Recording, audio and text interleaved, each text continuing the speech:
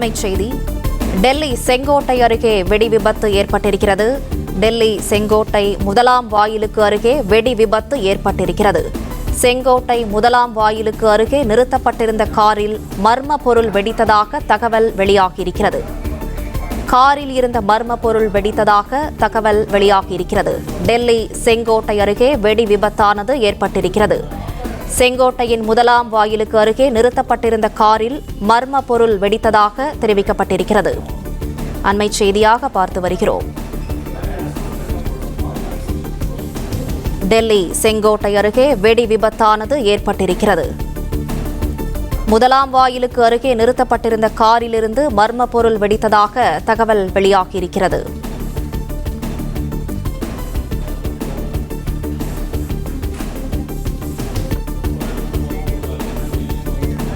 கூடுதல் விவரங்களை செய்தியாளர் ராஜகுமரன் வழங்க கேட்கலாம். ராஜகுமரன், வணக்கம். விவரங்களை சொல்லுங்க. டெல்லி செங்கோட்டை அருகே திடீரென காரில் இந்த மர்ம பொருள் வெடித்திருப்பதாக தகவல் வெளியாகி இருக்கின்றது. செங்கோட்டையினுடைய முதலாம் வாயிலுக்கு அருகே நிறுத்தப்பட்டிருந்த காரில் மர்ம பொருள் வெடித்ததன் காரணமாக தற்பொழுது அது ஒரு வெடி விபத்தாக கருதப்பட்டு அது தொடர்பான ஆய்வுகள் எல்லாம் நடந்து கொண்டிருக்கின்றன. காரில் மர்ம பொருள் வெடித்த நிலையில் அருகே நிறுத்தப்பட்டிருந்த வாகனங்களுக்கும் தீ பரவி இருக்கின்றது. அதன் காரணமாக வாகனங்களும் பற்றி எரிந்திருக்கின்றன. செங்கோட்டையை பொறுத்தவரை முழுக்க டெல்லியிலே அதிக பாதுகாப்பு முக்கியத்துவம் வாய்ந்த ஒரு பகுதியாக இருக்கும். அந்த பகுதியில் முழுவதுமாக காவல்துறையினருடைய கட்டுப்பாட்டில் தான் வைக்கப்பட்டிருக்கின்றன. காவல்துறையினருடைய கண்காணிப்பை மீறி யாரும் அந்த பகுதிக்கு உள்ளே வந்துவிட முடியாது. அந்த அளவு பாதுகாப்பு பலப்படுத்தியிருக்கக்கூடிய செங்கோட்டை பகுதியிலே காருக்குள் இருந்த மர்ம பொருள் வெடித்திருப்பது பல்வேறு கேள்விகளை எழுப்பி இருக்கின்றது.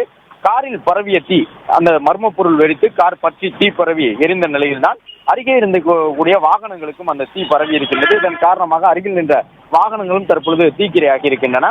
செங்கோட்டையினுடைய முதலாம் வாயிலுக்கு அருகே இந்த விபத்து ஏற்பட்டிருப்பதாக தெரிய வந்திருக்கின்றது.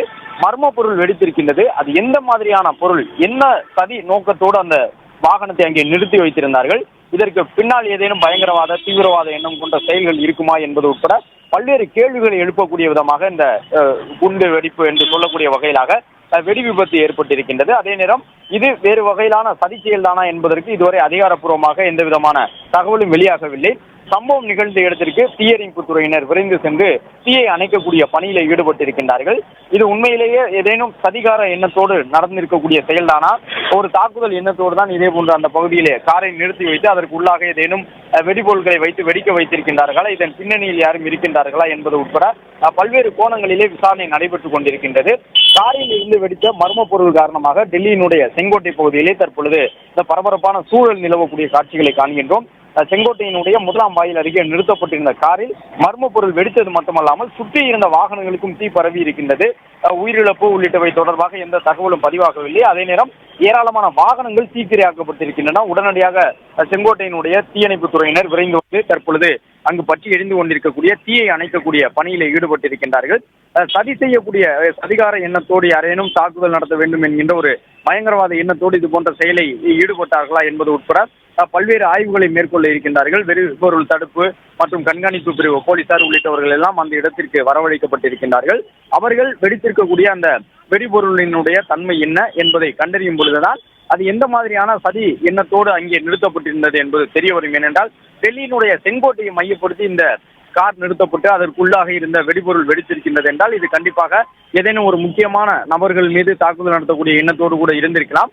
அல்லது திடீரென்று நிறுத்தப்பட்டிருந்த காருக்குள் இருந்து ஏதேனும் வழக்கமான பொருள்கள் ஏதேனும் இருந்து அவை வெடிபொருள் தன்மையுடைய பொருள்களாக இருந்து வெடித்திருக்கின்றனவா என்பது உட்பட பல்வேறு கேள்விகளும் இருக்கின்றன. அது குறித்து வெடிபொருள் தடுப்பு பிரிவு காவலர்கள் வருகிறது இந்த ஆய்வினை மேற்கொண்டிருக்கின்றார்கள்.